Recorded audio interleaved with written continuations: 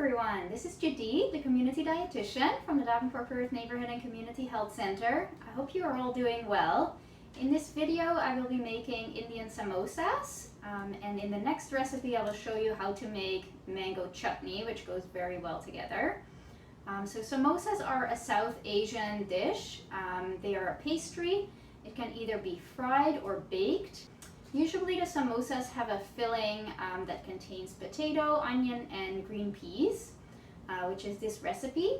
You can also add more protein, like for example beef or chicken, or legumes like lentils or peas, just to make it more protein rich, more filling.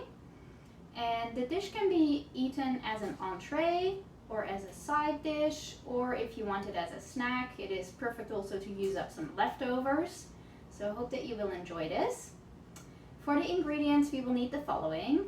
For the dough, we will need flour. So the original recipe uses white flour, or some people use atta flour, which is a white flour with added wheat bran in it to make it more nutritious.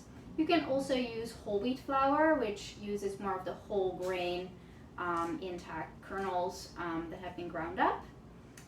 So I will try it out with the atta flour, and for the dough we will need to add some water, some oil. So I use vegetable oil. This is avocado oil, but you can use olive oil or the regular vegetable oil or corn oil or sunflower oil, whatever you have available. And then we will need a little bit of salt. For the filling, we will need 1 pound of potatoes. So I have peeled them, and we will need to chop them in some big chunks and then boil those.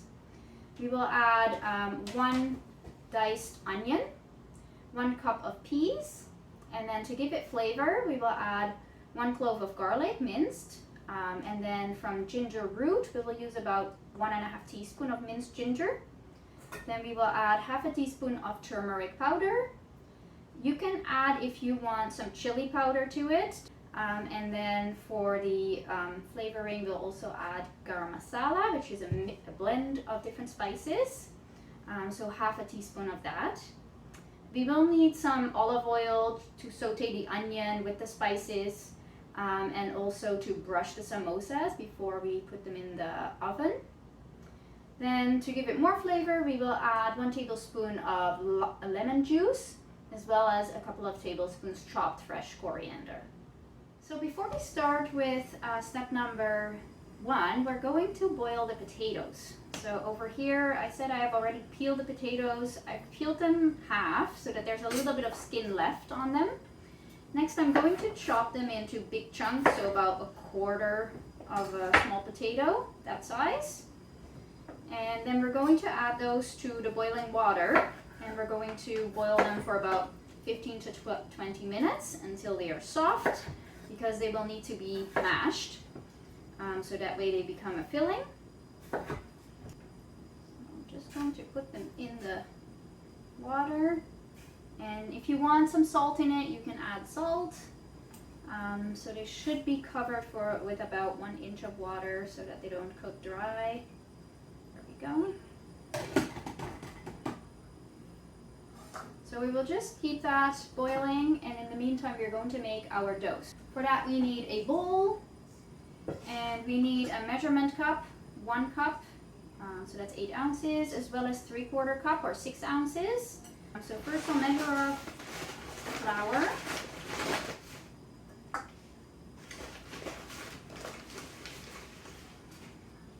So 1 full cup and another full cup.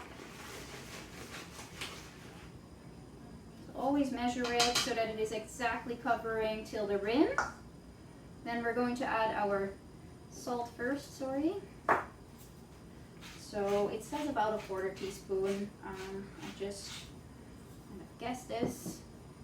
And then we're going to add 3/4 cups of water and 2 tablespoons of oil.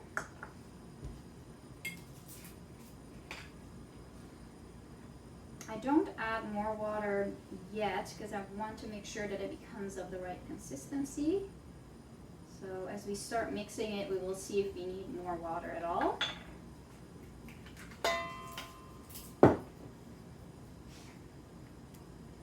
So with a fork, I'm just going to mix that. Whole wheat flour is great because the wheat bran that's in it will give it some more fiber, so there's more filling, makes us feel more full, and it also helps with being more regular, giving us more vitamins and minerals. Okay, so now I'm going to continue with my hands, just kneading it until it needs to form a big bowl. So this is still too floury. I'm going to add 2 tablespoons of water.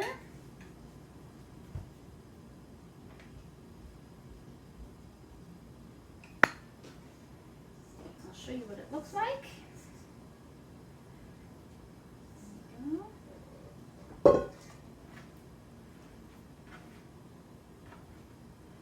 So we'll just keep kneading this. So now we basically have a smooth round bowl, and we're going to cover that up with cling wrap and then place it in the fridge for about 30 minutes. Good, so now our potatoes have been boiling for 15 to 20 minutes. I'm going to take them off the heat and they can just cool down. I have already drained them. And if you prick in them with a fork, you can see they're falling apart. So that's the perfect consistency that you want to keep. So I'm just going to let them cool down. And then next we are going to heat up our onion. So I have a pan over here and I'm going to turn on the heat. So that's good. Keep it at medium heat. Now we're going to add some oil, 2 tablespoons of oil. There we go. 1 tablespoon. And a 2nd tablespoon. And then we can heat up our onion.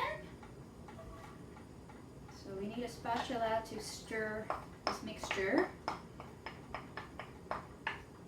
And what we want is that the onion starts to sweat, so it loses its liquid inside, and then it will start to turn translucent. And then we're going to add the garlic, so 1 clove of garlic minced, and 1.5 teaspoon of minced ginger.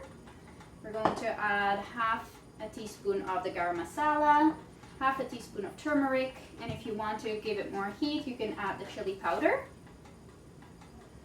So for now, this will take about 4 to 5 minutes.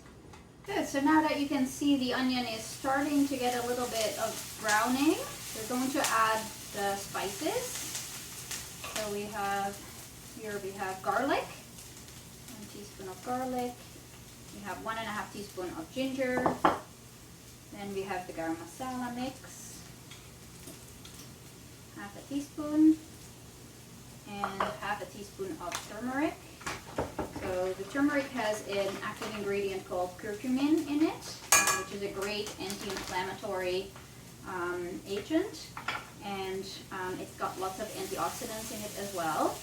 So the antioxidants help to prevent that the cells in our body get damaged. Now you can see it turns nicely orange. There we go. And the spices can dissolve in the oil that is still on the onion. So this is basically finished now. I'm going to turn it off. And then we're going to combine all the ingredients for the filling. To add our boiled potatoes. So the potatoes, we just mash them very roughly. But we want them to be a little bit chunky as well. So we have the onion.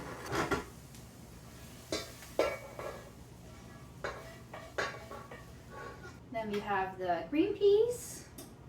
1 cup of green peas. So those are frozen green peas, but you can also use canned green peas as long as they are thawed. Room temperature. So we have the peas, and now we're going to add in a tablespoon of lemon juice. That's good.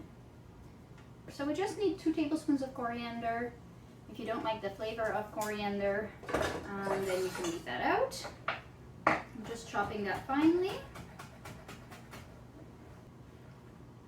So all we do now is just mix everything together. You can add some salt if you want to. Still Still a little warm. So the next step is that we roll out our dough.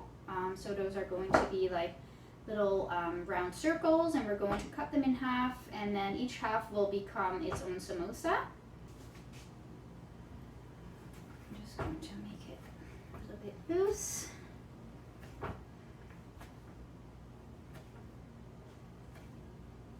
Good, so now that we have our dough, we're going to cut that into 9 bowls.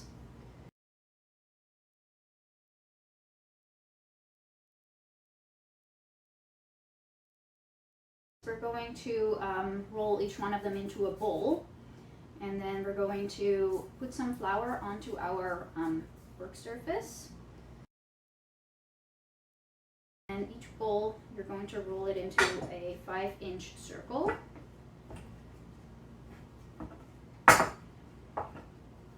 Good. Here we go. I'm going to cut that in half. So when you have the half circle, what you do is you use some water and you just sprinkle it on the edge.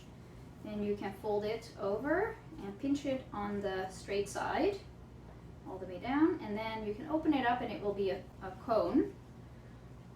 So you do is you take about 1 tablespoon of the filling and you put that inside, and then the top of the samosa, you can now pinch that closed as well so that it is completely sealed. I find this filling is pretty dry, so it's not likely to drip out of it. So if it's a little bit open on any of the sides, it's not a problem. So then we're going to put the samosa on a baking sheet over here. So that's lined with parchment paper. And we're going to dip the brush into the oil and just dip it all around the samosa. Turn it over. And also do the same with the other side so it doesn't stick. And then it also becomes more crunchy. And as you can hear, the oven is ready at 375 degrees Fahrenheit, and you will bake that for about 15 minutes. And then midway at around 7 minutes in the oven, you will take the sheet out and turn the samosas over, brush them again with oil, and put them back into the oven so that way they become more crispy. So I hope you like this recipe. Enjoy.